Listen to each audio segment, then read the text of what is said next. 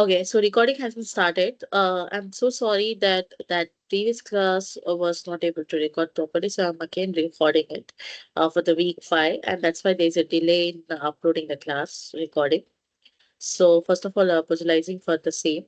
Then moving ahead with the week 5 content, whatever I covered, I will be sharing you here in this class, and those who missed, you are welcome to join this class.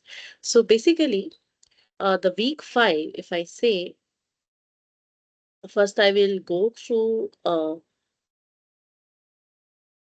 codes, okay, because I think we'll not have time for the same thereafter.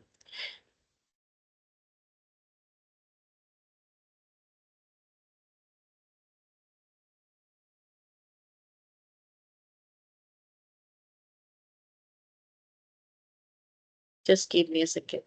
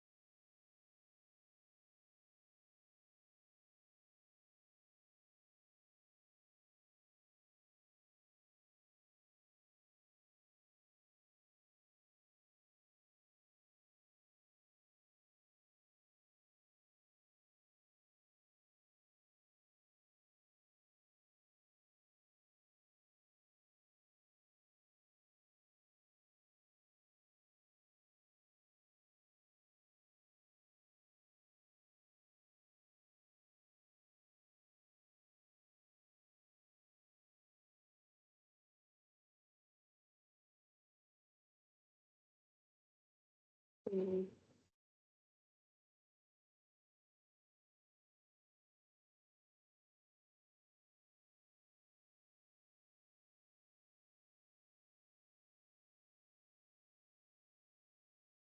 Basically, I couldn't cover this much previously, so just covering.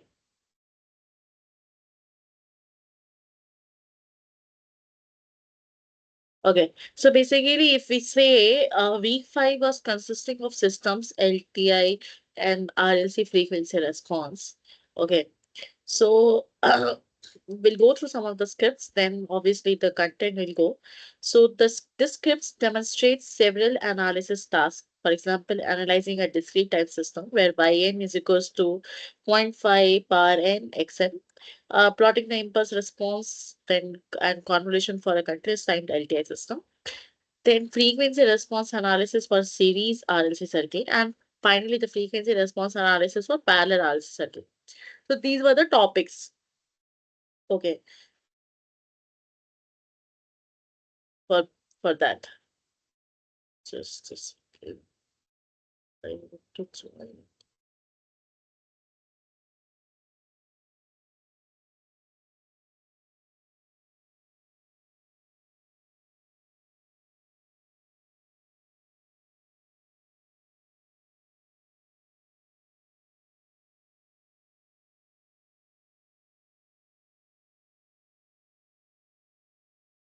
To add some of you. I'm not able to find it from where I can add. Uh,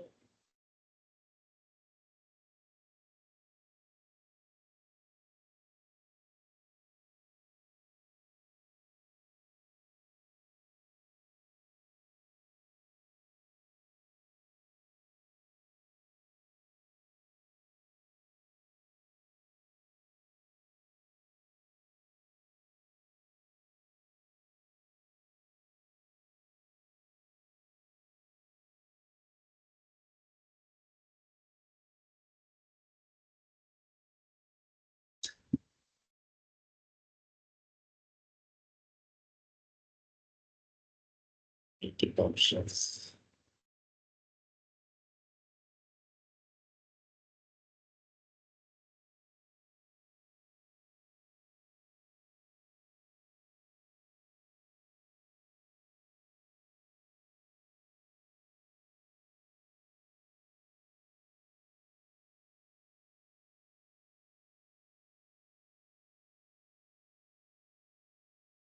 Sorry.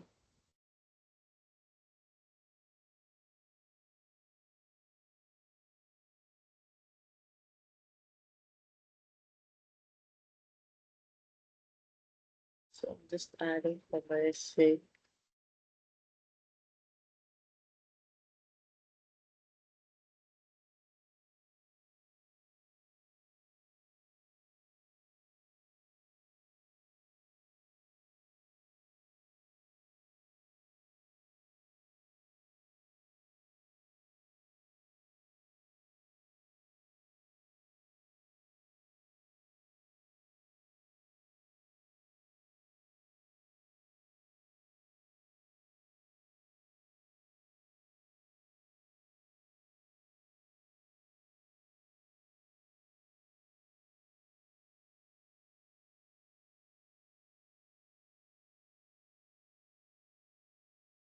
I want to share this link to others so that others can join, but I'm not able to find it. Okay, so without that, only I'll continue here. Okay, so if this is a normal code, so if we import and numpy is np, then importing matplotlib.pipes.splt, then formally SkyPipe, we have to import signal from SkyPipe.fft, import FFT frequency. So if we see the discrete time system analysis, so system is represented as yn is equals to 0.5 per n xn, and I'm defining a discrete time system where I'm creating this array of sample indices where n is equals to np dot array 0 to 50. Then define a unit step input xn is equals to 1 for n greater than equal to 0. Okay.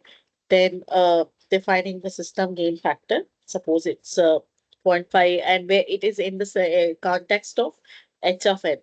Okay. Similarly, compute the output y of n is equals to 0.5 power n into x of n, where y is equals to system gain into x, obviously because it is a convolution. Remember, it's not a multiplication. So plotting the discrete time output using stem function. So let's see the plot.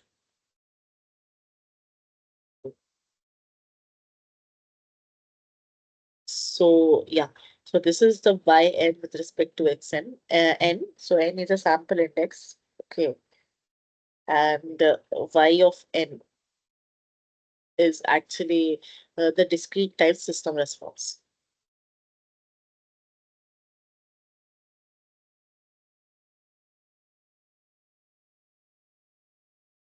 Okay, the second thought was like continuous time LTI system response or the convolution, how is actually it is doing. So if we have HT is equals to e power minus 3t ut and input is ut simple. So by formula, what was that? Minus infinity to infinity x of tau, x of t minus tau. Okay. And with respect to it was d tau rather than dt. Okay, so if we define the continuous time impulse response, so create a time vector from 0 to 5, which is just the 500 points, length space 0 to 500. Determine the impulse response, where h is equals to np dot exponential e power minus 3t. Okay, you have to define the input unit step function. So unit step function is positive or greater than for t greater than 0, otherwise negative. Okay. So we have to compute the convolution. It's yt is equals to x of t convolution with h of t using NPTEL convol. Okay, and simply this is a discrete time step because you cannot plot for the continuous time. Okay, simply this PLT dot figure and PLT dot subplot. Okay, HTB simple labeling I'm also giving here. PLT dot title, PLT dot this one. And then similarly, the convolution output is YT, Y convol. So Y convol was nothing but NP dot convol. Okay. So from where it is minus infinity because it's not written anywhere. So it's from minus infinity to length of t. Okay. Fill all the values, truncate to the same length as t. We are truncating as same length as t into dt. Okay. So let us see this output. Okay. So that's great. First of all, plotting continuous time impulse response and a convolution with a step input. So you have the h of t, so that is decreasing with respect to time. And the convolution output is actually increasing with respect to time. Why? Because anyway, it's convolution. It's not normal thing. Okay, it's actually the summation with respect to inverse time and the summation. Then finally it is square.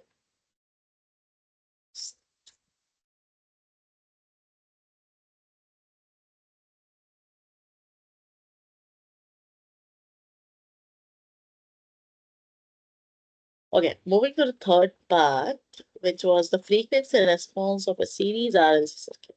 So if we have R is equals to 10 ohm, L is equals to 0.1 Henry, and C is equals to this much Farad. So we have to find the transfer function. The transfer function was evaluated in the class. Now, so if we just define the series RLC frequency response, so circuit parameters was R, L, and C, where resistance in ohm, inductance in Henry, and capacitance in farads. Okay. So if we define the frequency range from 1 radian per second to 500 radian per second, where omega is NP dot lane space, from 0 to 500, how many points I've taken? So it's total points, 500 points are taken. Okay. So if we compute the transfer function equation was given in the text. I'll tell you how. So it is 1 by 1 minus omega square into LC plus 1 plus 1 J into omega RC. So that is a magnitude and that is a phase. Okay. So magnitude is nothing but MP dot apps of H, whereas phase is nothing but NP dot angle. Okay, so we'll see the magnitude response, the phase response. So you always remember a magnitude response is even in nature, whereas phase response is odd in nature.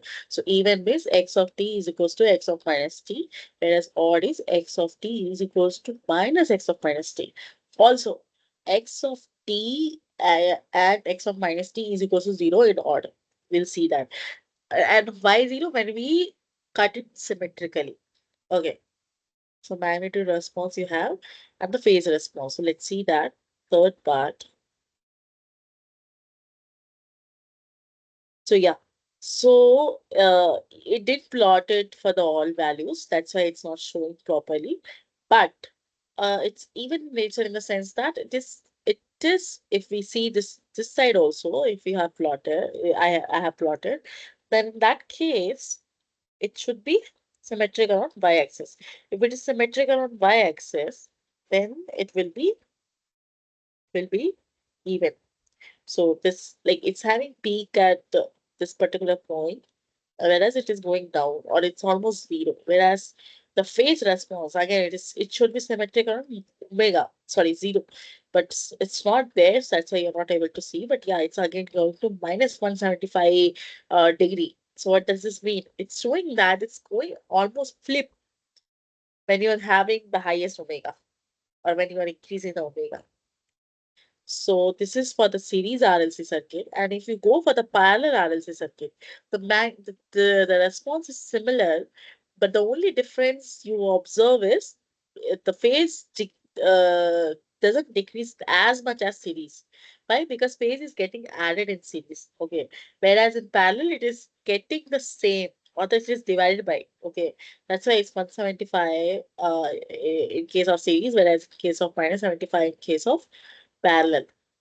Similarly, parallel RLC have the magnitude response of this particular thing.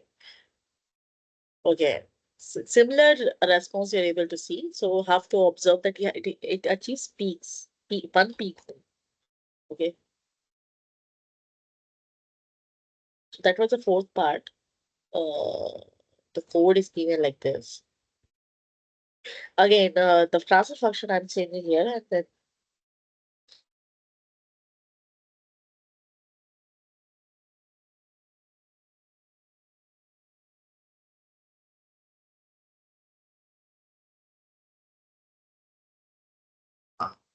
yeah.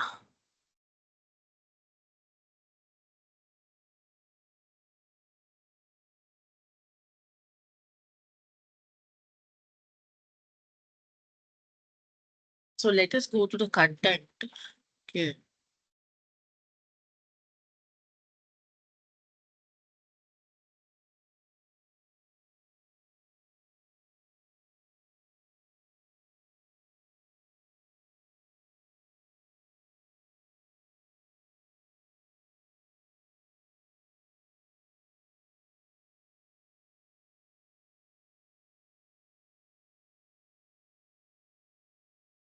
Okay. So yes, it's a system's LTI response and the RLC frequency response.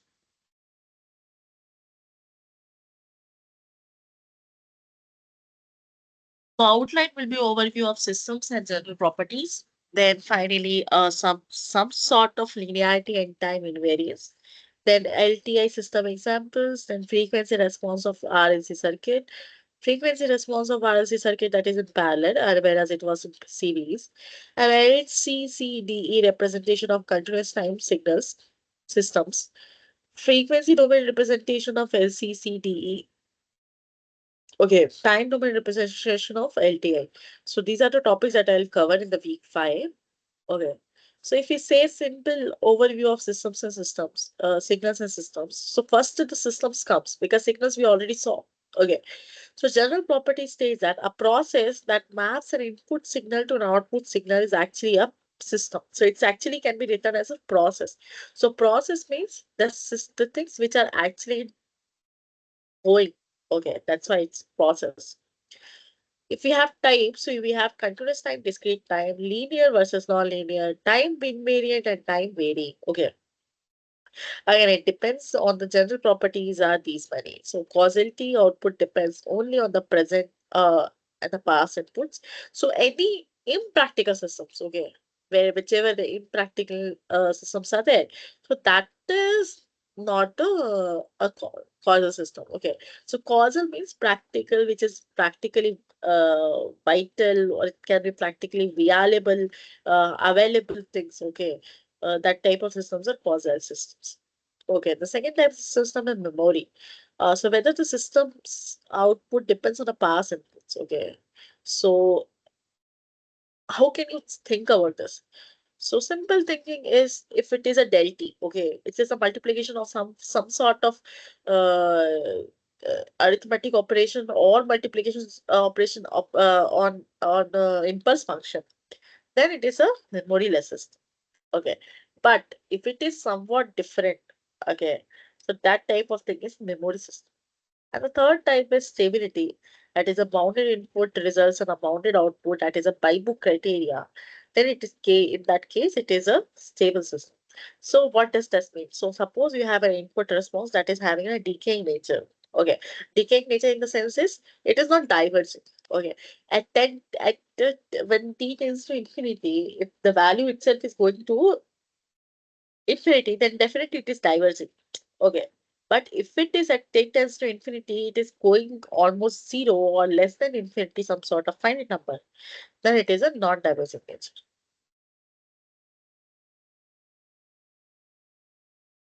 Okay. So there are some overview of systems and general properties. A system is represented by the operator T. So suppose T, you have the system property. Or Yn can be represented T with input and xn. For linear system, you have T A of x1 plus B of x2, and simply A of T of x1 plus B of T of x2. So what does this mean? So if it is input, if we are summing it, and then output also we are getting the summation of the two individual property, then it is a linear system. So differential or difference equations model often model this type of systems.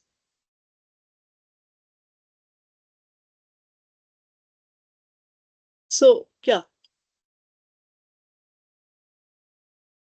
so take your time and tell me the answer for this question. So you have considered system where yt is equals to q of xt plus phi. Determine is the system linear or is the system time invariant? Think about it.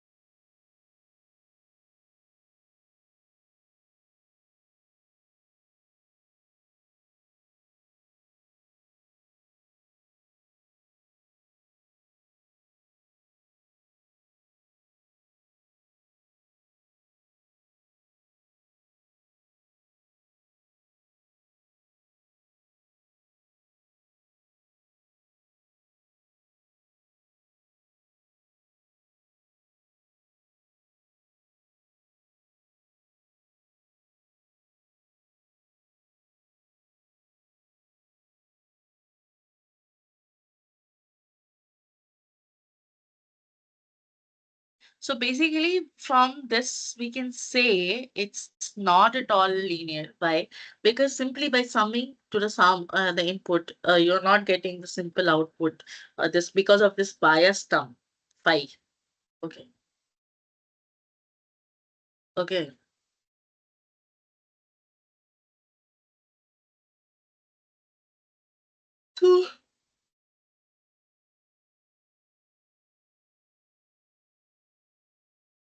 So, is a time invariant? So it's just a simply you are not doing any modification in t. So that's why it is time invariant.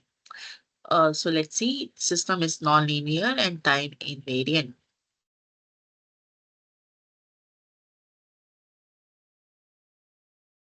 So again, solution also says this. The constant plus phi prevents the superposition principle from holding. Hence, the system is non-linear. Whereas if we say a time invariance property, shifting the input doesn't change the constant term. So thus the system is time invariant. So what if it is here t square or something else? Okay, because basically if you're changing in the time, okay, if you're changing x of t minus t naught should less to y of t minus t naught. Okay, so that's what it is, time invariant. Moving to the next question. Take your time. So tell me whether the system is linear, whether the system is time invariant.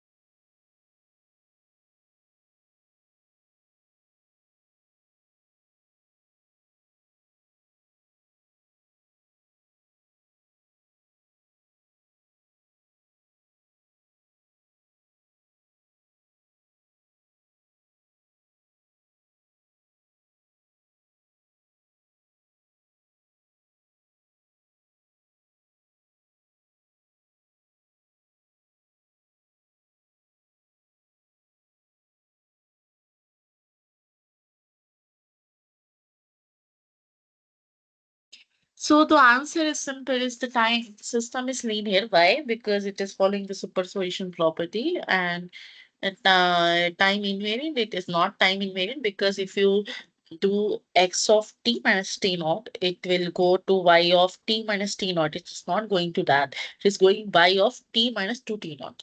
Okay. So that is the problem. So it is not time invariant, but the system is linear. Simply, you can see here.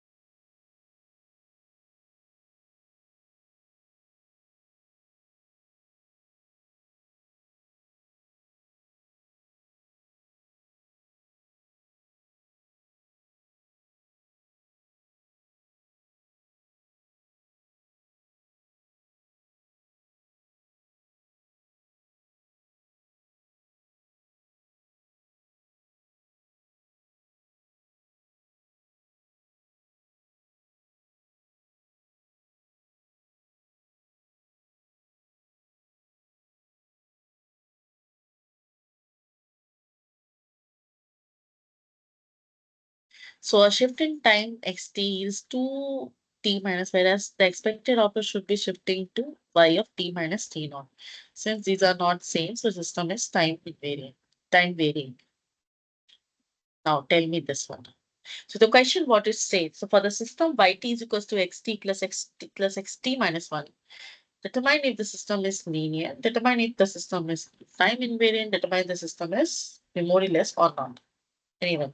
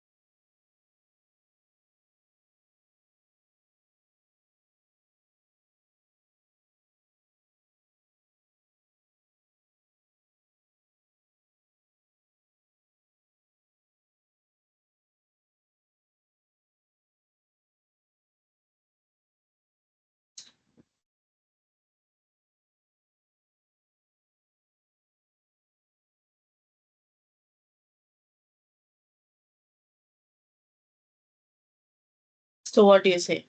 The system is linear. Why? Because it is not having any power with respect to x. Okay. So if the power is external with respect to x, then it will be non-linear, but it is simple one. So it is degree. What I was taking is degree, it's linear. The second is time invariant. So again, it is time invariant only because x of t minus t naught is leading to y of t minus t naught only. So that's not a problem. And tell me whether it's memoryless or not. So since it is depending on the previous output also, so previous input also, so it's having a memory. Okay. So it's not memoryless. Okay. So let us see the ideology. Yes. So the sum of input maps to the sum of outputs and his system is linear. And second is time invariance, shifting x of t to by t naught shifts both terms accordingly. So it is time invariant. And third part is since output depends of x of t minus 1, system has memory. Okay. So the same things requires additivity for your the recap. Just go through this.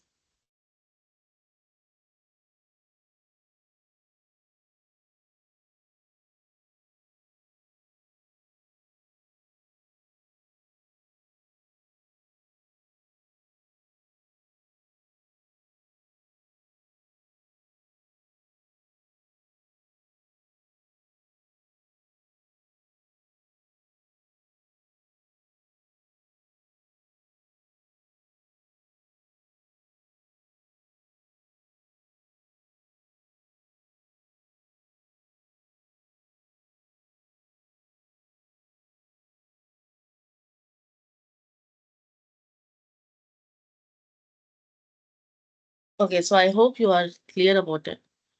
This properties allows the use of convolution and powerful analysis tools. So to just have a basic test, we have to test this one. For a system which falls is where if ft is non-constant, the time invariance typically fails. So this is one of the trick that you have to follow for the time invariance.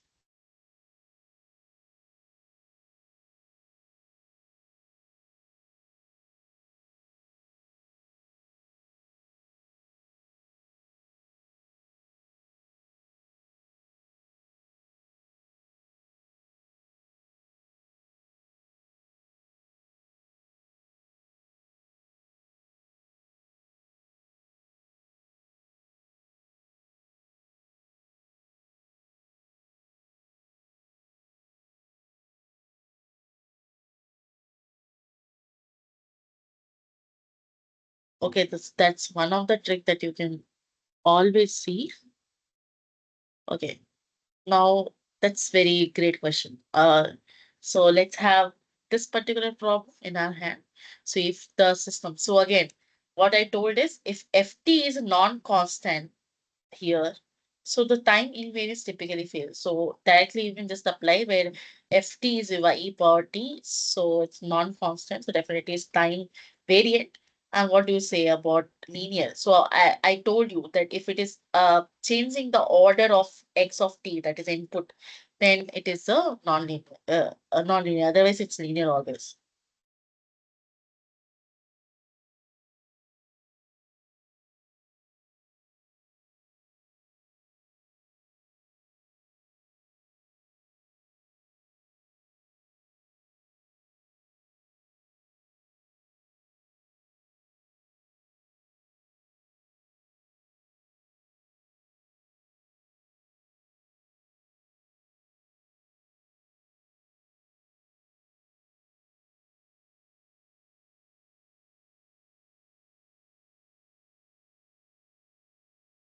So the system is linear only, but it is time variant.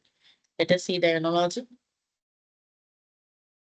So multiplication by E of t does not break the superposition.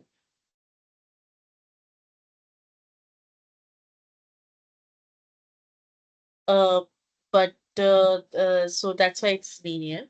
But if you see the time invariance is shifting x of t is e power t x of t minus t naught.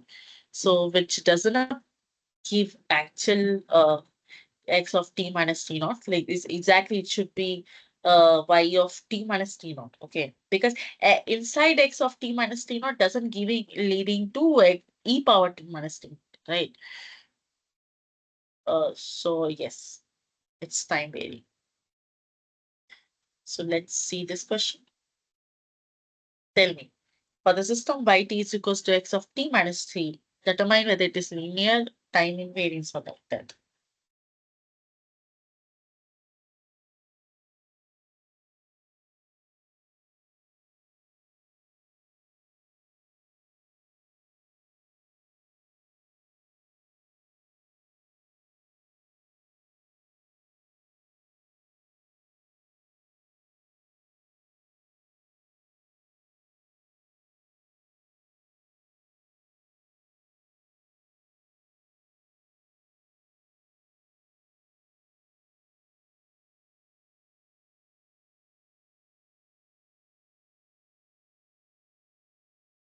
So since again it's not requiring the power 2x of t minus 3, so it's like it's time, it's linear only. And if you say about time invariance, so it is also time invariance. So this is the perfect system where it is not even for changing any rules for linearity or time invariance. So let's see the analogy.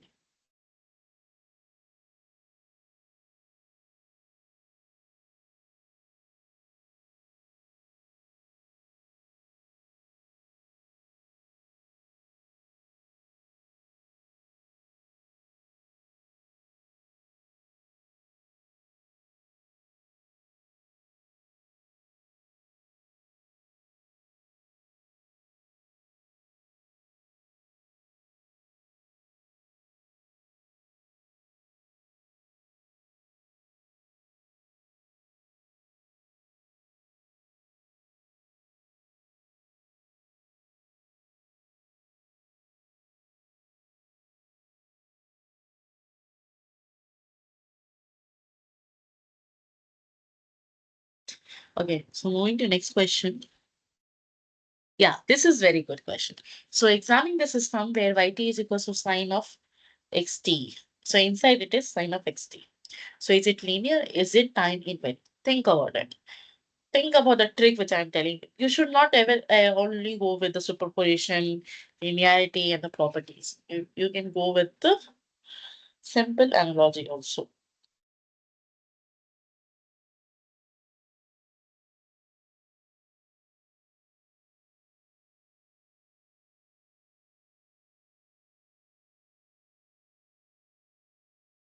So since it is changing the power of xt this time, obviously, because now xt is not only a simple function, it is associated with sign. So it is non-linear. Okay. So since sign is there, sign.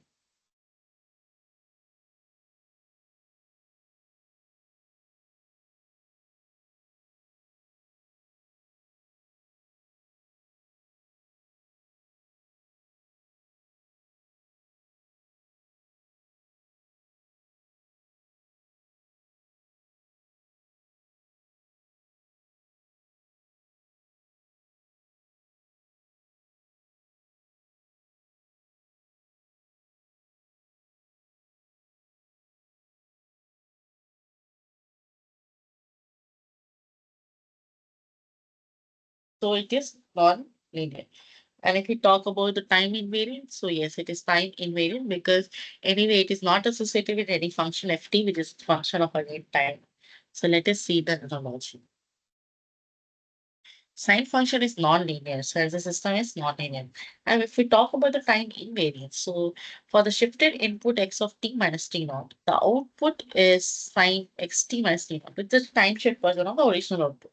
So therefore, it is a time invariant. So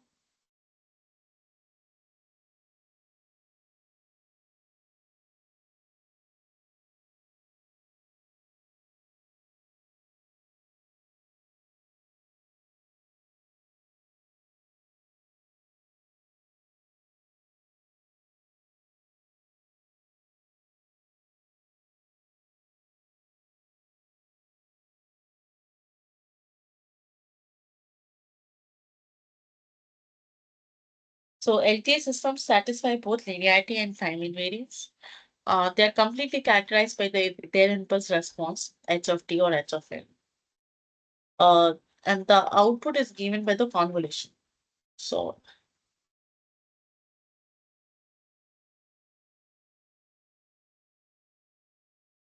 so x of t convolution with h of t, that's x of tau h t minus tau t tau. Okay. So if we talk about the continuous time system, it will be an integration. But if we talk about the discrete time system, it is a summation. So example differential equation is, let's see this. So y dash of t means s of y of s.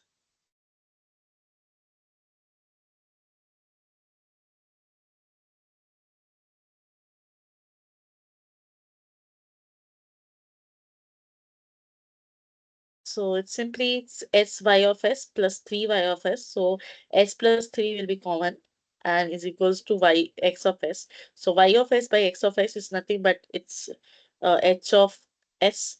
H of s is transfer function we call. Uh, Ignoring the initial conditions. So it is y of s divided by x of s. It is 1 is equals to 1 upon 1 s plus 3. And if you say the inverse Laplace transform, it is e power minus 3 tut. Okay.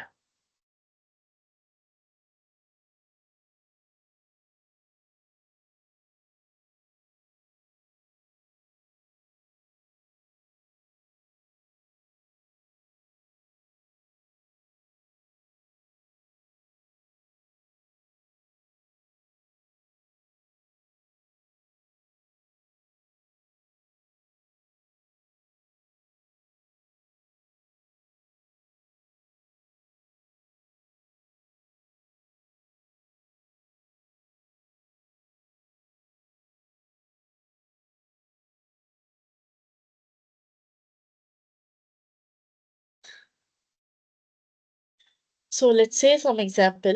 Find the impulse response. How will you find?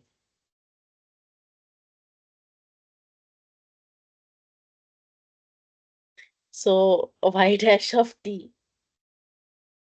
Yeah. I'm taking class. Yes.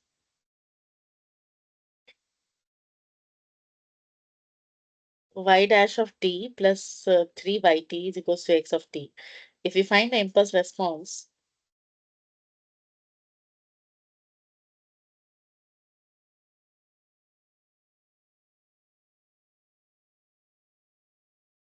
so solution is taking this Laplace transform, taking zero initial condition. So it is going s of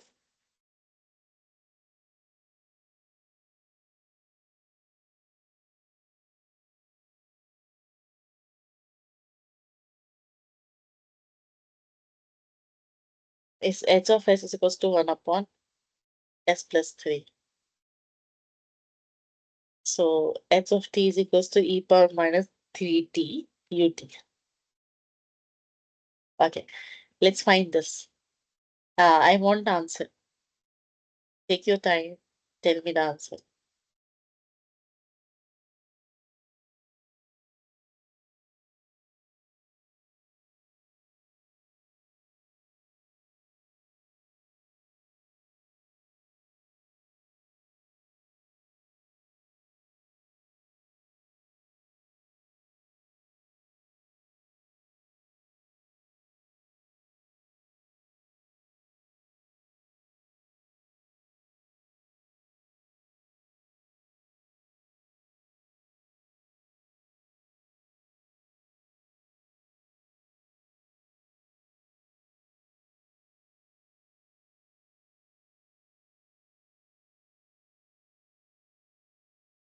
Okay, so how will you solve? Just say it's since it's having zero initial conditions, so it is associated with s of square, where simply it is with associated with s, where it is y of s. So h of s is nothing but y of s divided by x of s. So don't be confused. And if you do the partial fraction, so it will be h of t. That's very good thing that we have.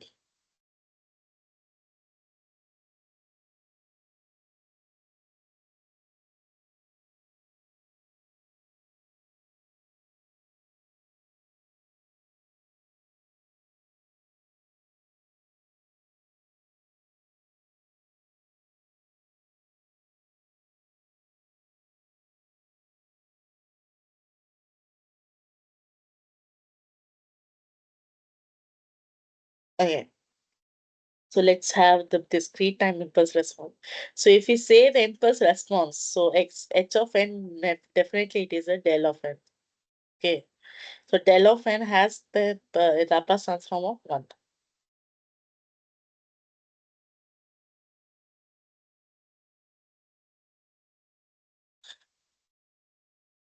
So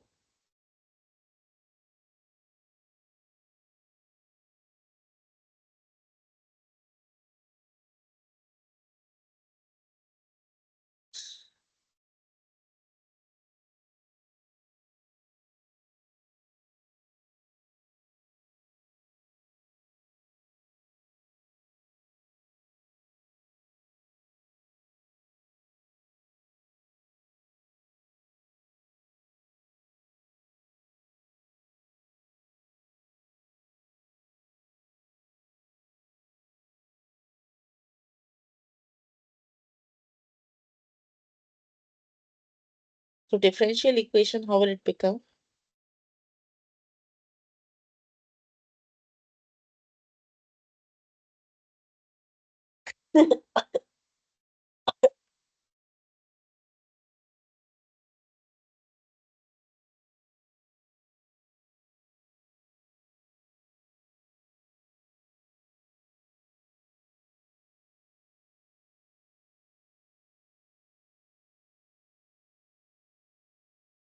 For n equals to 0, h of 0 is equals to 0. For n greater than equal to 1, it's simply this one.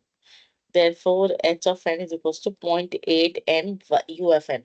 So you may be thinking like how to solve in terms of the Laplace transform like we did in continuous time. So basically in the discrete time, certain thought, but I'll tell you if you have interest, you can go through this and you just check the jet transform. Okay, it's similar to the Laplace transform in continuous time and just transform in discrete time.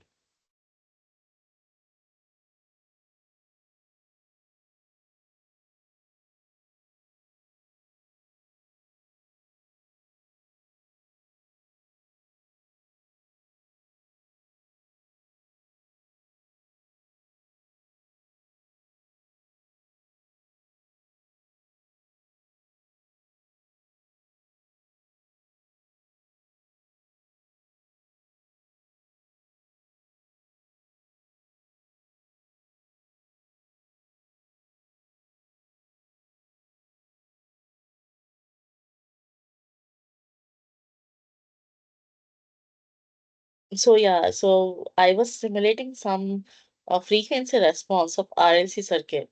So series RLC circuit response to sinusoidal input is determined by its impedance. So let's see what impedance I'm talking about. Z of R is equals to R, where Z of L is J omega L, where Z of C is 1 upon J omega C. So the total impedance in case of series, because since it is series, so it will be sum of three of the impedances. Okay. Whereas if at resonance, the inductive and the capacitive reactance cancels. So yeah. So if you equate J omega L equals to 1 upon J omega C. Okay. Where because it will cancel to each other. Okay, and it will be only resistive in nature.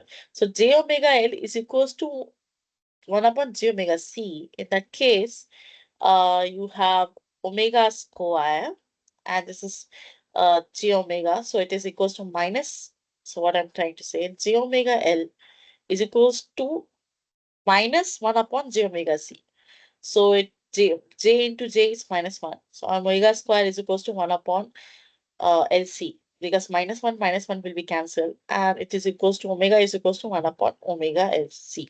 Sorry, root over LC.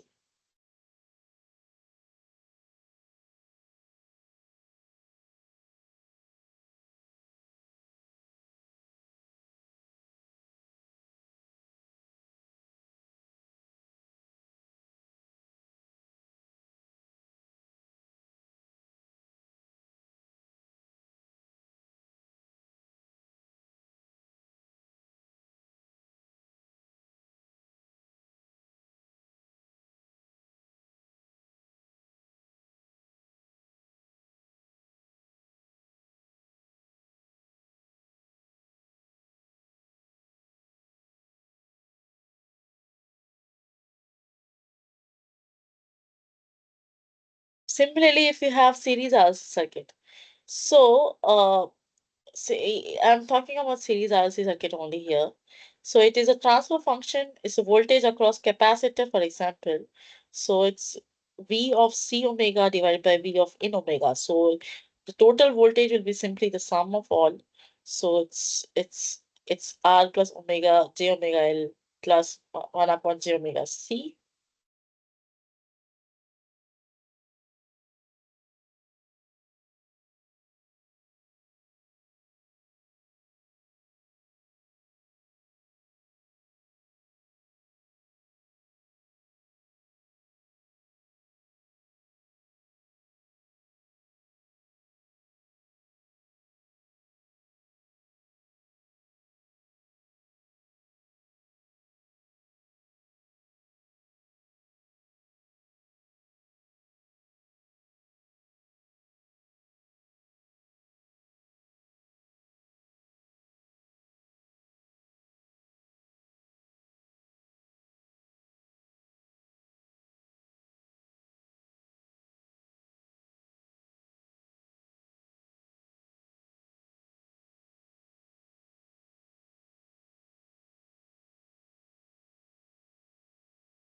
So simplifying this, this is going to this, and resonance will occur when this particular term will be cancelled by this particular term.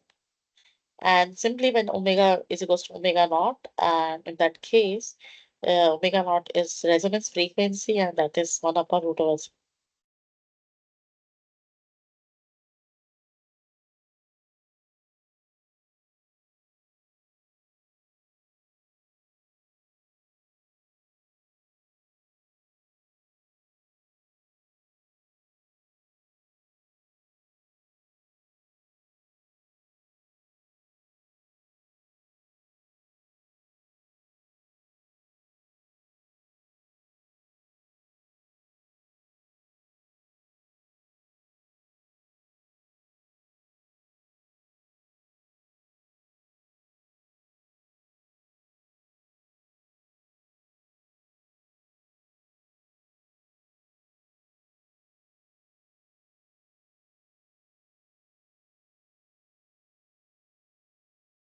So there's an example.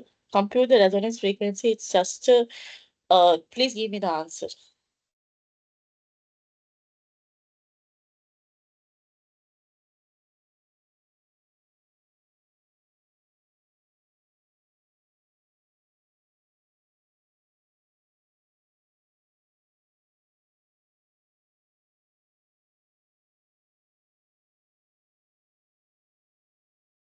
It's root over LC, and omega naught is not this value, 300 16 rad per second. So it's a rotation per second. That's just radian. Okay.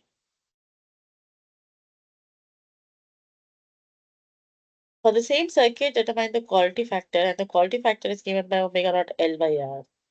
So since omega naught is this one, so putting the value will get the quality factor as 3.76. Okay, think about this question. For a series RLC circuit, if the voltage across the capacitor is given by this one, VC omega is equals to 1 upon j omega C uh, into I omega.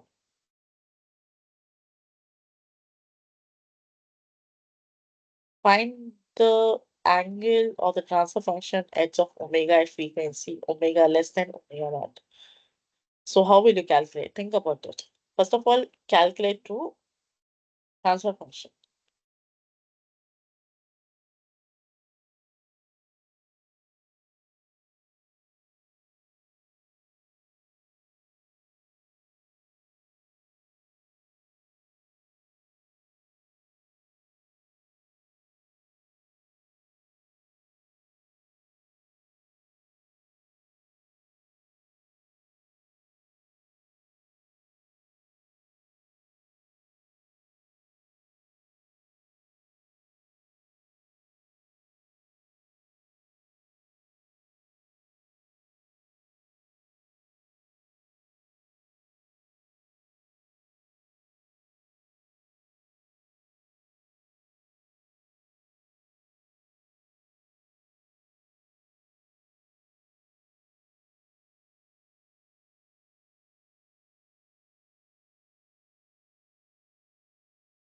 Hmm.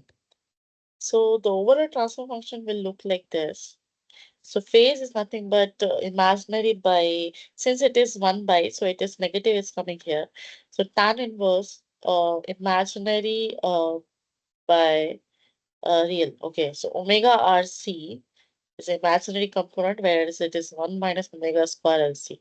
So it's simple like omega less than equals to omega naught. It's 1 minus omega square LC is greater than 0. So pi of omega is negative, lagging phase.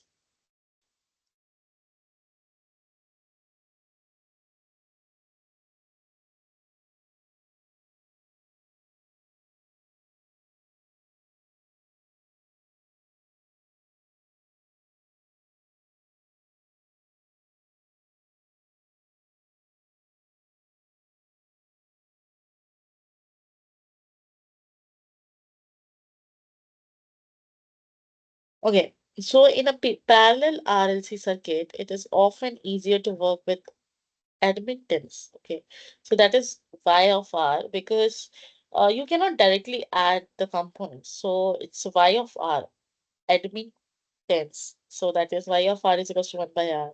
Y of L is equals to 1 upon j omega L by Y of C is equals to j omega C because the total admittance will be just simply the sum. Whereas if we call the resistance, so that resistance will be 1 upon plus sum.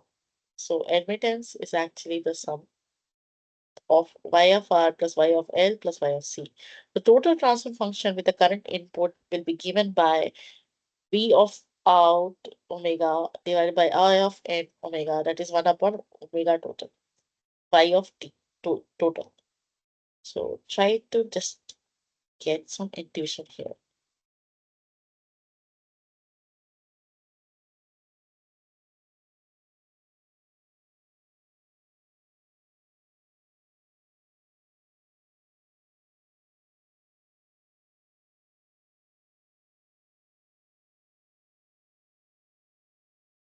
Okay. Frequency response of parallel RLC circuit, some mathematical formations. So with the write the individual admittance. So as we know, y of r is equals to 1 by r, y of l is equals to 1 upon omega l, y of c is equal to 1 j omega c. So y of total is just simply the sum. Transfer function is given by 1 upon this y of total. And how would you calculate it? We calculate it through this. Okay. So write the expression for this. Just the sum of 1 upon r plus 1 upon l, sorry, j omega l plus 1 upon j omega c. So, yes, omega is not given, so it terms of omega only it is this. Okay, so parallel analysis circuit, if we talk about the question number 2. So, if for the circuit, compute the circuit above in the sense with all the values, compute the magnitude of transfer function, which is nothing but 1 upon y of t. Okay. So at frequency this, so but just computing the values, it's imaginary part and evaluate the imaginary part.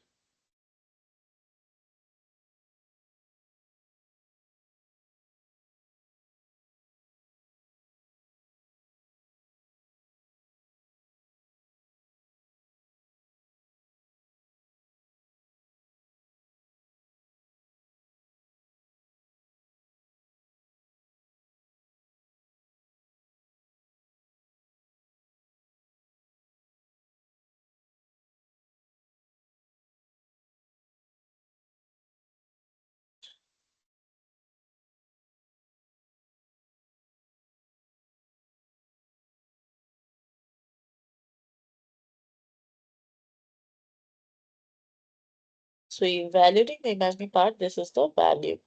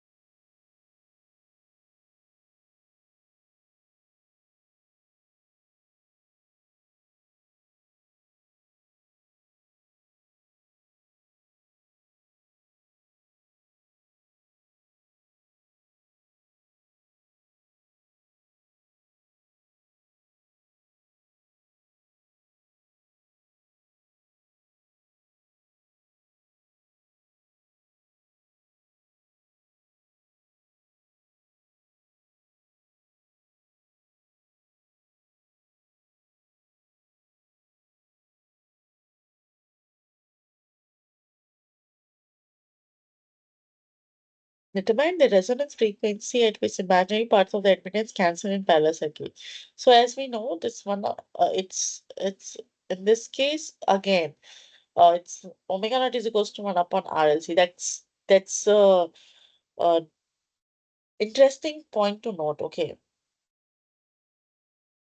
so this is what like professor taught. Before we begin, we'll take just 1 minute break.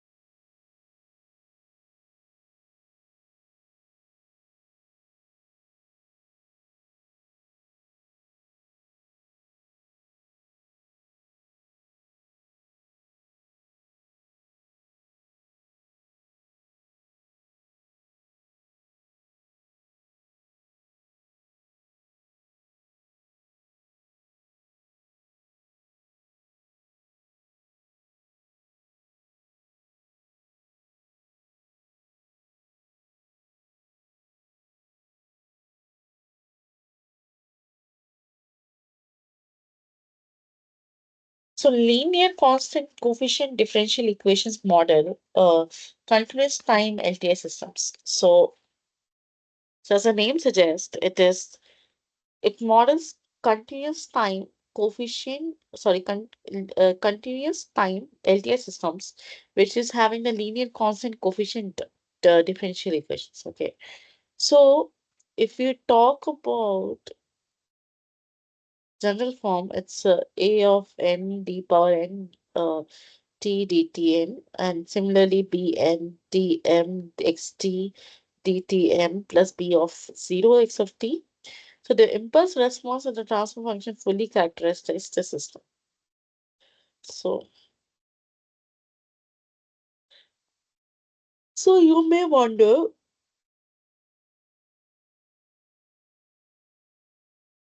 why it's not considering the initial conditions. So initial conditions are ignored here.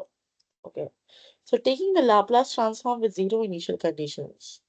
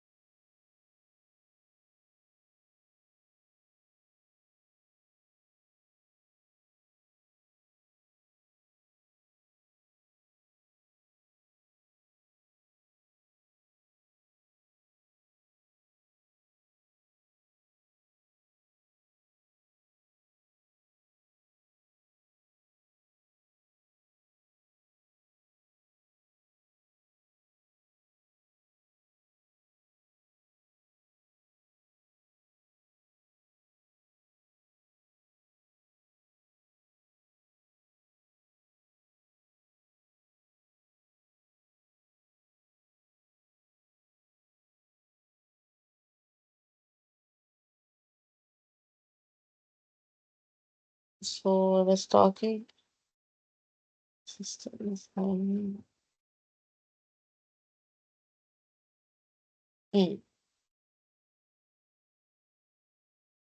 So simply it's a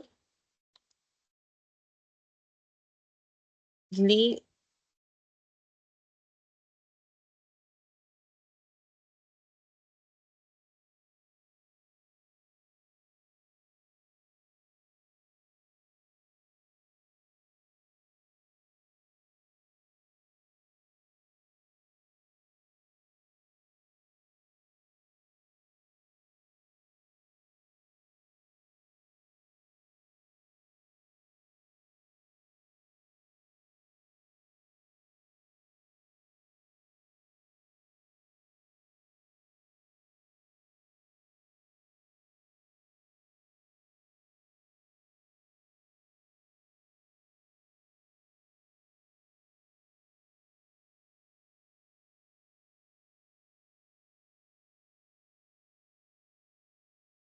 So we need to calculate the transfer function for h of s for this. So s square y of s plus 5s y of s plus 6y of s is equals to 4x of s. So it's taking the y of s common of x of s, dividing. So it is coming h of s and simply factorizing it here. So because it is s squared plus 2 of s plus 3 of s plus 6, you can write as s of 2 plus s of 3. Again, factorizing here, you'll get the inverse transform. Similarly, for this particular thing, let us solve this.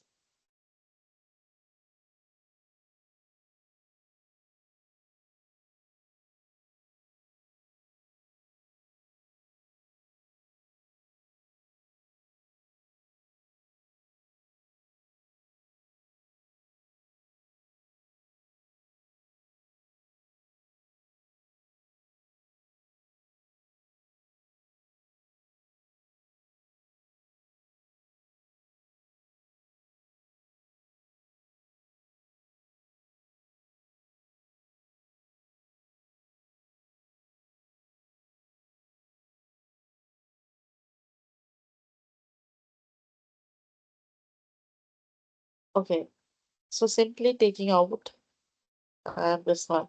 Simply, we can have the impulse response for the system. Let us solve this.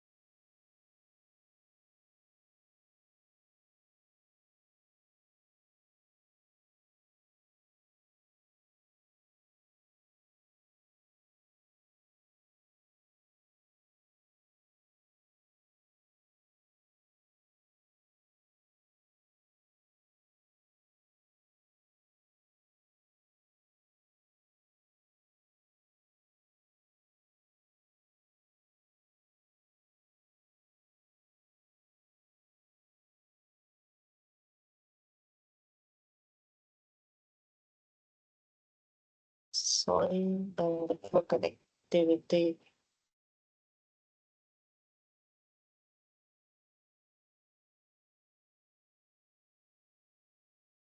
Okay, so frequency domain representation of LCCTE systems is converting the LCCTE system into frequency domain via Laplace transform or Fourier transform that gives you transfer function. So this representation helps analyze stability and filter characteristics. It is it's especially useful for determining the magnitude and phase responses. Okay, that's the frequency domain representation. Substituting S is equals to j omega, that will give you the frequency transform. Okay,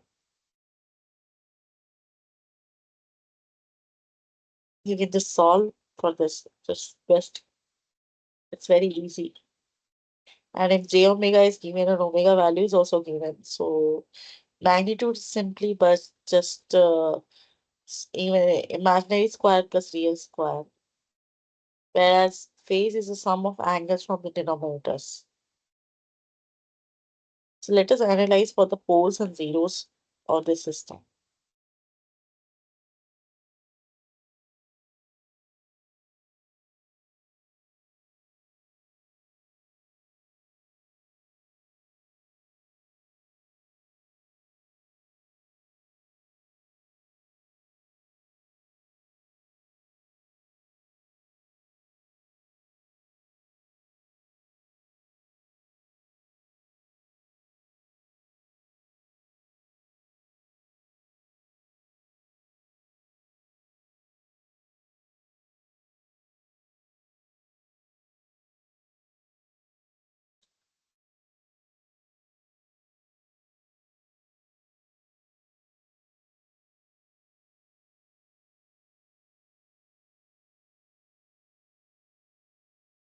So for poles and zeros, you have to zeros, poles are denominators. So s is equals to -1 and -3 are poles.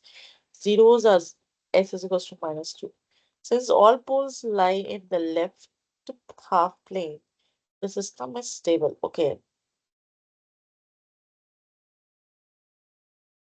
so that's great analogy. Okay,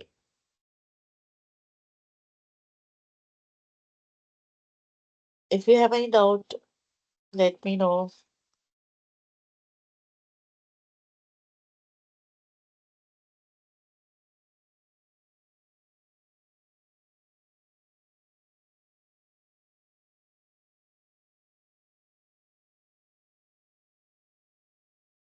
Okay, time domain representation of LTI system. So behavior of an LTI system in time is fully characterized by its impulse response.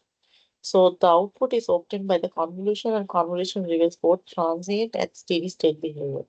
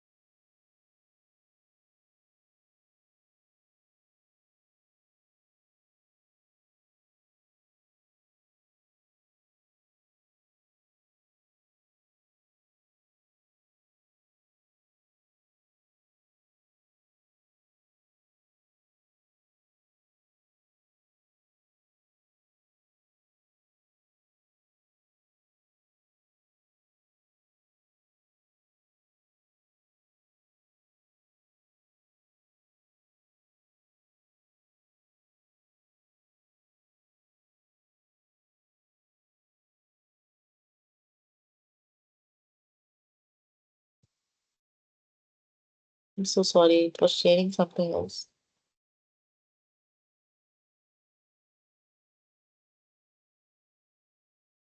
So these are the way how can we have the causal system, continuous time system, and since the causal system h of t is equals to 0 for t less than 0. Okay, for the discrete time system, it's at y of n equals to minus infinity to infinity, s of x of k, h of n minus k. So you have suppose just how will you calculate the convolution?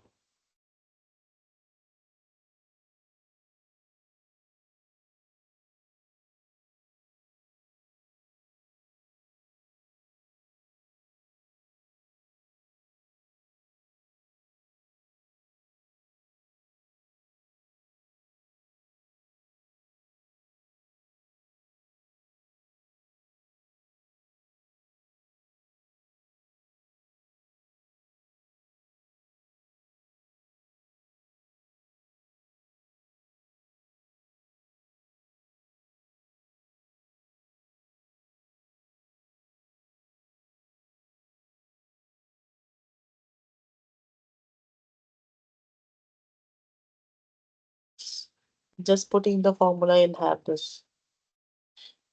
Again, for a system with impulse response,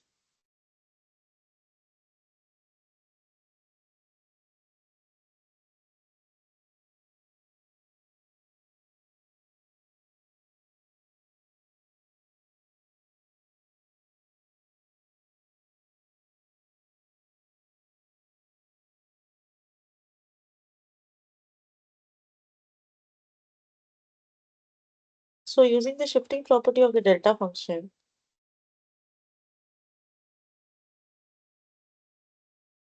it is also getting shifted. The output is also delayed by the unit step.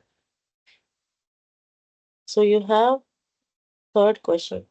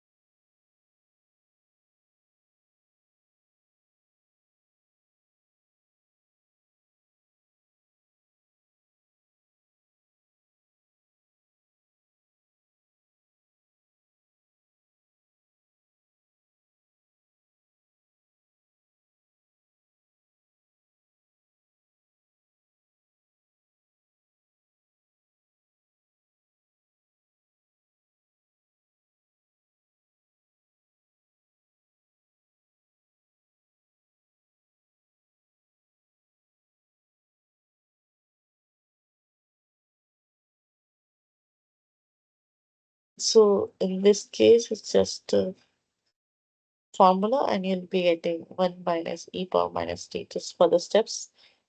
Uh, e power minus tau, u of t minus tau d tau. It's since u of t minus tau is also greater than 0 because tau is greater than 0. So it's going tau is equals to t minus tau. So what will the tau? Tau is 0, okay? And here it is infinity, so that's why it is t.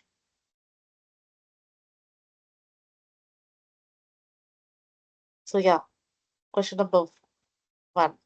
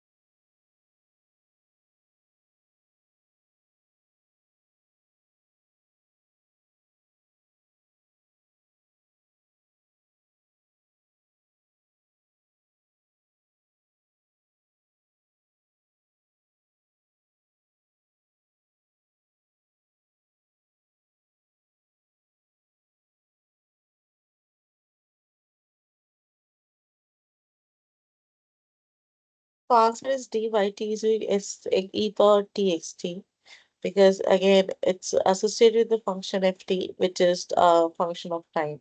Otherwise, others are not like that. So for the reasoning, I have written a very detailed step. So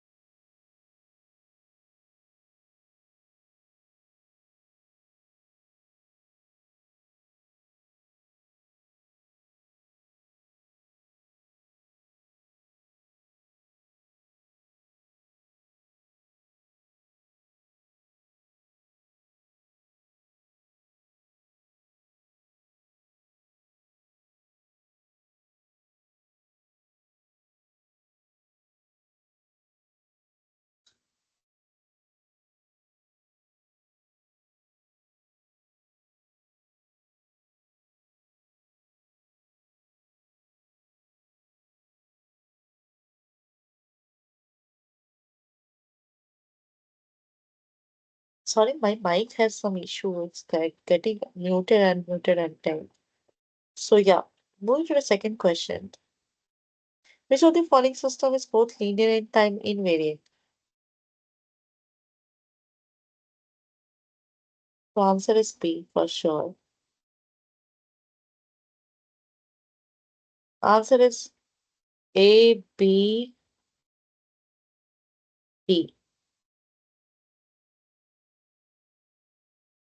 So she must pick single best option. So answer is I'm telling A, B, D. C is not like time invariant. All are linear systems. So again, there are some steps, reasoning, and cause of death. Is the system causal? So it is causal and stable. But if you talk about linearity, so is it linear? Tell me.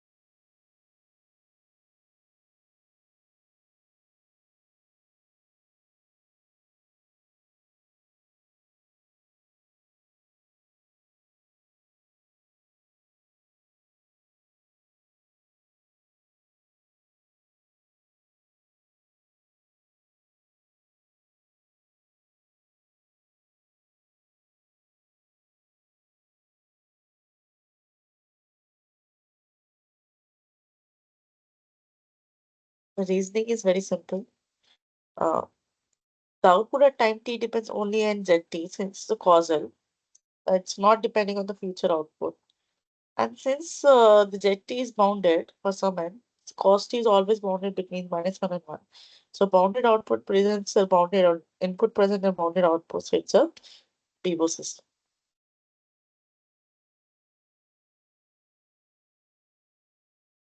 Yeah. So the input xt is multiplied by cos of omega t to produce the output yt is equals to fxt multiplication with cos of omega t. So question number 4 is the system linear or time invariant? And is it memoryless or causal? How will you find it? Do you think that x of t power is getting changed or degree is getting changed? It's not getting changed. So system is linear. Whereas time invariant, so the cos of omega t is simply the f of t and it is a function of t.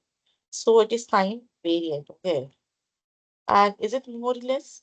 Is it showing some memory? No, it's not showing any memory because it's depending only on the time t. Okay, so it's a memoryless system. Is it causal? Yes, it's causal. So let's see the answers. System is linear in time invariant, as I told. Uh, it is linear but time varying because time varying because it is a cos of omega t. It's function of time. So it is linear but time varying. So reasonings and steps are given as. For linearity, just have a look.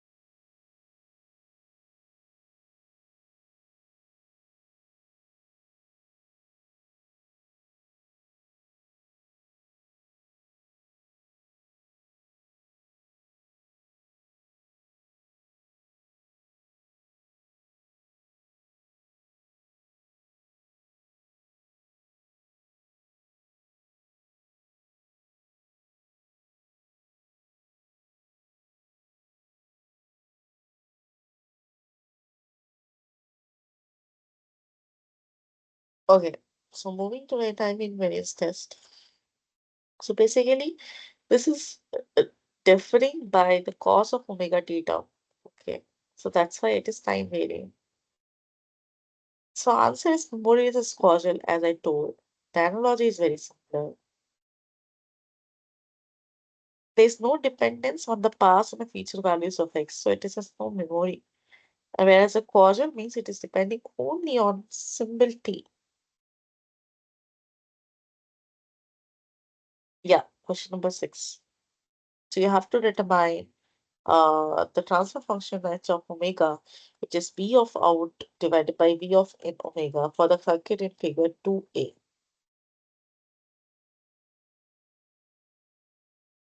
So it is a series RLC circuit, and we have calculated so many times for the same.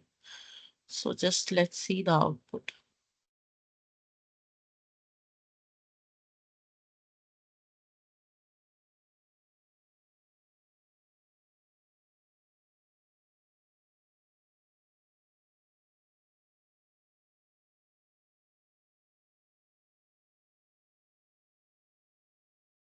Since they are in series, the current will also be same.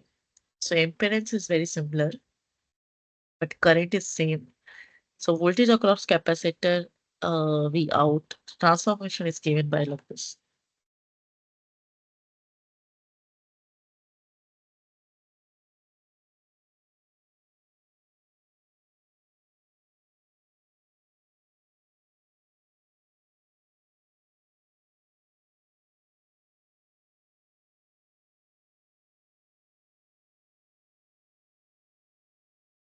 Step 2, step by step also it is given for you.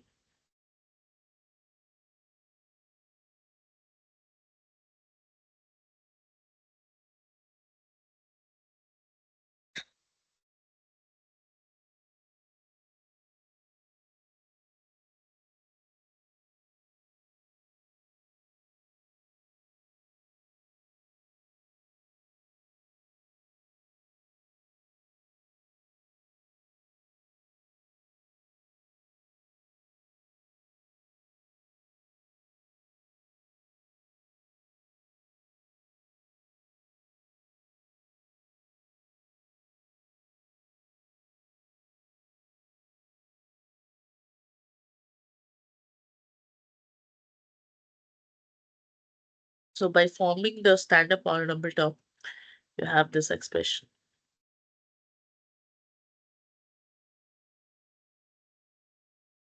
Now determine the transfer function for the circuit in 2B.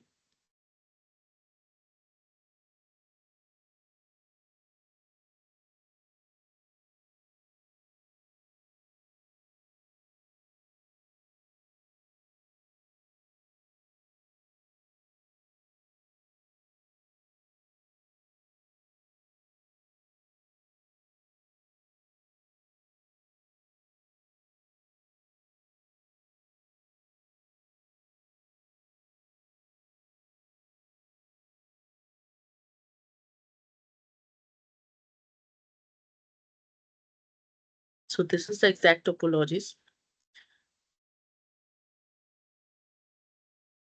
So see the series of the steps.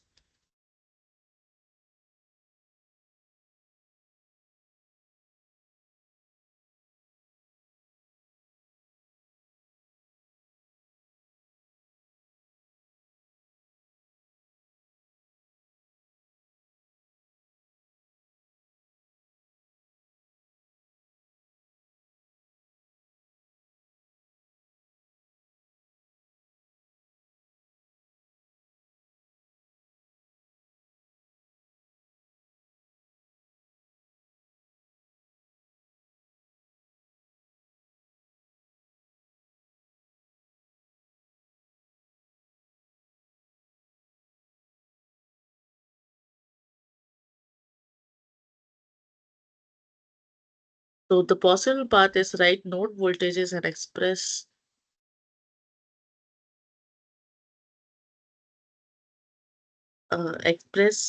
I of omega through E series elements. V of out omega is the voltage across L plus R in series, for instance. after algebraic manipulation, what I got is I have kept the final form is in the form of this. H of omega is equals to R into 1 minus omega square LC divided by R into 1 upon omega square LC plus d omega L. So these are the questions or previous year solutions for you to understand.